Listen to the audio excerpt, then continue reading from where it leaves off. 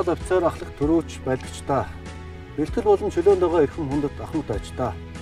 Улс их орны маань сүр хүч, эр зориг, сүр тэмрээ илэрхийл болсон та бүхэндээ Монгол Цэргийн өдрийн болон орчин цагийн зэвсэг хүчин үүсч байгуулагдсны түүх 97 жилийн баярын мэнд хүргье. Бидний өвөг дээдс эх орныхоо тусгаар тогтнол, газар шороо, ард түмнийхээ амгалан тавиан амьдралын төлөө алтан ам бүлээн цусаа зориулж, ачаадыг умартан тэмцэж ирсэн алдар гавьяаны баатарлаг түүхтэй үлээ. Тиймээс монголчууд бид ариун гал голомтой сахин хамгаалагч, ард түмнийхээ өмг төшиг болсон цэрэг ирсээ хүндэн дэвдэлдэг нандин уламжлалтай.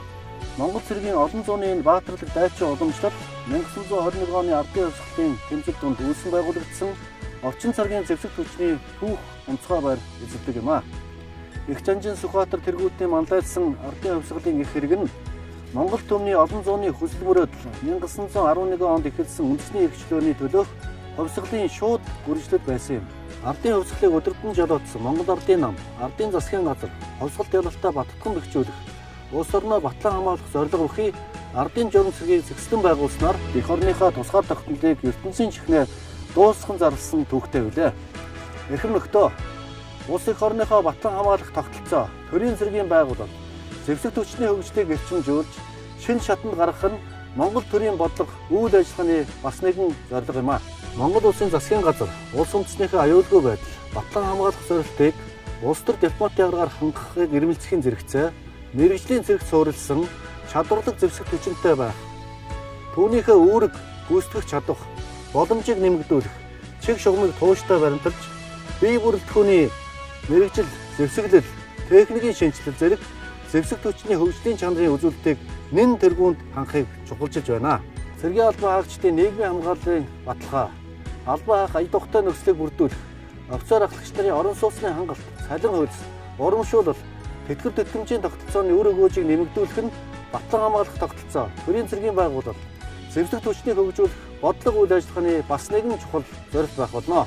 Зэвсэг түвшин маань манай орны залуу үеийнхний цэрэг эх орон чөмөөжил, иргэний төлөвшил, бие болдог, сэтгэх зүйн хатуужил, сахилга хүмүүжлийн сургууль байсаар ирсэн. Монгол цэргийн эрхэм дайчдаа.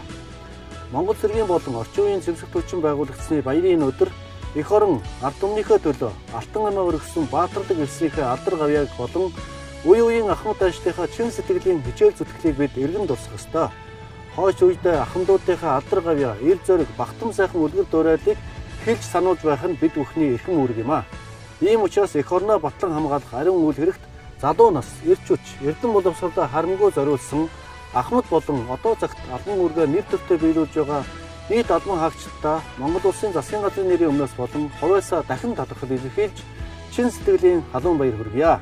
Монгол улсын зэвсэг түвшин түүхийн бүхэл үед эх орныхоо аюулгүй байдал, тогтвортой хөгжлийн найдвартай баталгаа болж ирсэн. Цаашид ч эрхэм нэр төрөө хадгалж, залуу үеийн хүсэл мөрөөдлийн бодит илэрхийлэл, цэрэг эх орон жүжиглийн төв ундраг, бие болдор, сахилга хүмүүжлийн том сургууль, хүн ардынхаа өмг төшиг, улс орныхоо тогтвортой хөгжлийн нэг баталгаа байна гэдэгт итгэл төгс байна. Зэвсэг түвшнийхээ эгнээнд багтаж, хүмүүжил бэлтгэгдсэн цэрэг хүний хувьд миний бие баярын өдөр та нартаа дахин баярын мэнд хүргэж, алдар гавьяа Жанжин тугаа үрд мөнх дээдж явахын өлзий ямартай өрөөлийг өргөн дэвшүүлье. Олон зууны баялаг түүхээ орчин үеийн ололт амжилтаар баттган бэхжүүлж буй манай зэвсэг түвшний яруу алдар мандан бодрох болтугай. Монгол улсын төлөө зүтгэе.